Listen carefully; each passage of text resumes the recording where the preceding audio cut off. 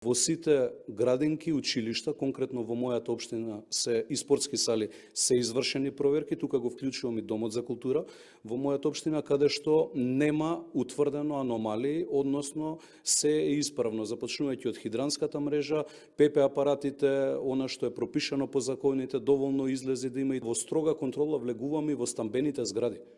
Затоа што и стамбените згради треба да имаат соодветна хидранска мрежа, треба скали за пожар, не дај Боже, и такви работи да имаат, да ги исполнуваат основните елементарни услови за да функционира таа стамбена зграда. Најчесто во кисела вода, каде што изминатава недела се проверени околу 40 згради, постарите згради кои што се во периодот после земјотресот градени, таму не ги исполнуваат стандардите. И тука ќе треба да се остави простор за да може да си превземат дејствија куќните совети, ако не ќе превземеме ние активност во која што ќе ги казниме истите.